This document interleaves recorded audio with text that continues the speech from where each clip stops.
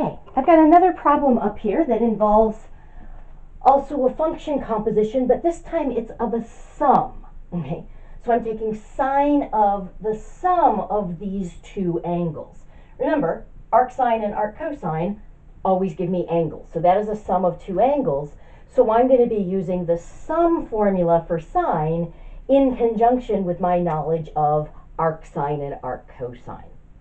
So I'm going to suggest that you pause the video and try to work this one out.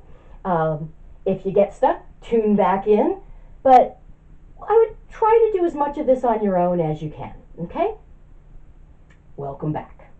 Okay, so let's just write out the sum formula.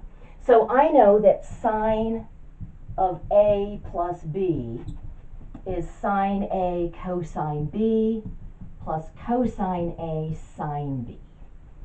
So this is essentially my A, and this is my B for this formula.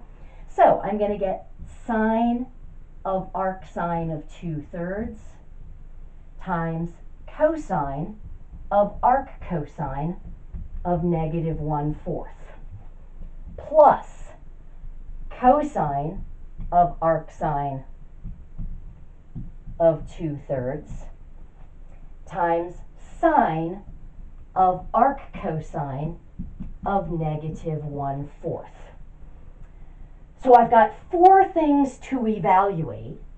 These two look a little bit nicer because they're the trig and the inverse trig function match.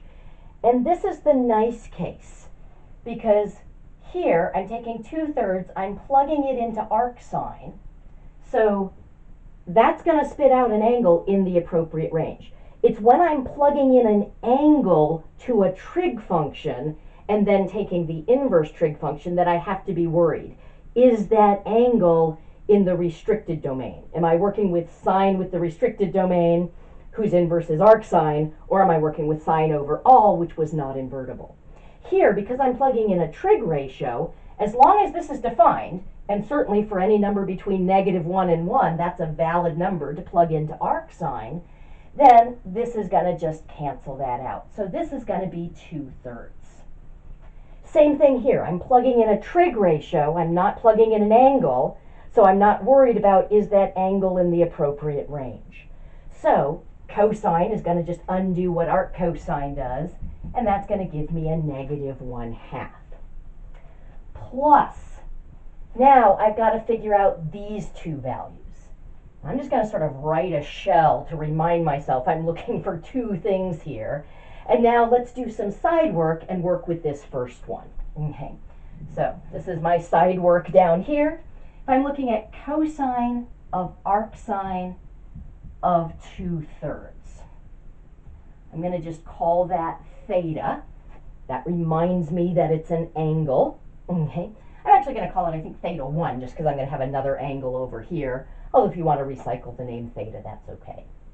So what I know is that sine of theta 1 is 2/3, and theta 1 has to be in the interval from -π/2 to +π/2, because that's the restricted domain for sine, which becomes the range for arcsine.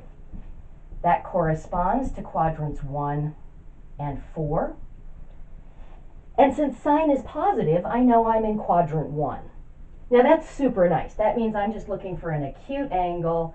Don't need to worry about a reference angle. The reference angle is the angle in this case. Okay. So there's my picture with theta 1 right there. And I know that sine was 2/3. So I can label the opposite side 2, the hypotenuse 3, and then I want to solve for the adjacent. So a squared plus 2 squared equals 3 squared.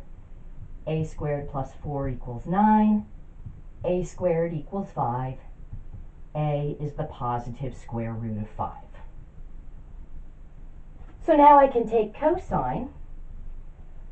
I'm in quadrant 1, so cosine is positive, and cosine is just adjacent over hypotenuse. So that's going to be a √5/3. Excellent. So now I need to look at sine of arccosine of -1/4. So I'm going to erase this work and do some side work for that one.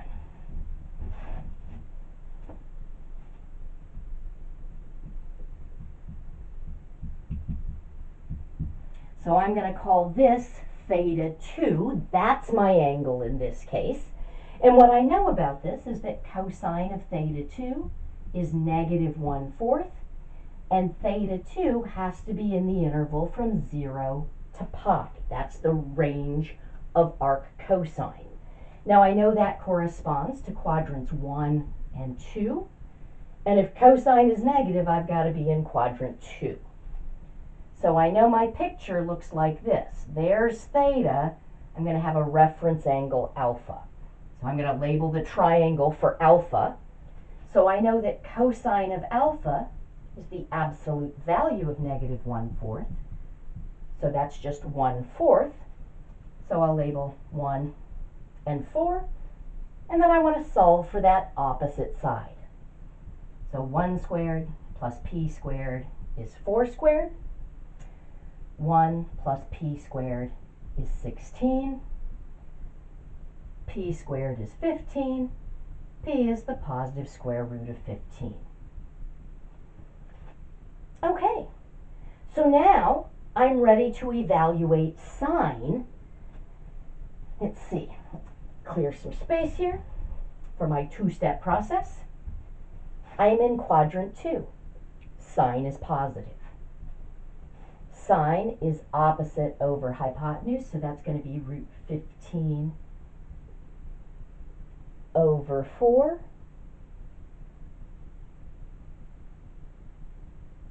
I'm just noticing something. I'm sorry, I wrote arc cosine of negative 1/4 here. Back here, I copied that as arc cosine of negative 1/2. That was just me miscopying things. But let's fix that. That should have been a negative 1/4. And so when I evaluate that, it's negative 1/4. I apologize. That was me just miscopying the problem at that step. Okay. So what we have here then is root 15 over 4. What made me catch that, by the way, was that I had a 4 in the denominator here. And I expected to have a 4 in the denominator here, because here I was working with the same angle, so I'd be working with the same triangle and I'd have the same hypotenuse. Okay.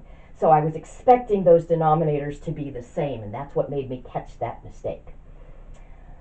Okay, excellent. So let's see, I could cancel here, but I think I'm not going to, because if I just multiply out, because those denominators are the same, I'll have a common denominator. So I can write this as one fraction. So I can say this is negative 2/12 plus root 15 times root 5 is going to be root 75/12. Okay. Now, if I wanted to keep it as two fractions, I could, and then I'd reduce this one. I'm going to choose instead, since I have a common denominator, just to write it as one fraction. Either one would be correct. Okay. But I'm going to write that as negative 2 plus root 75 over 12, and then that root I can simplify a little bit. Let's do some side work. I know I got that 75 by taking 5 times 15, right? So I can say, oh, that's 5 times 3, but 2 5s there, I can factor out a 5. Okay. So this is going to be negative 2 plus 5 root 3 all over 12. Or if you wrote it as two separate fractions so that you reduced this one, that one would have been negative 1/6, and then we still would have gotten 5 root 3 all over 12. Either version would be perfectly acceptable here.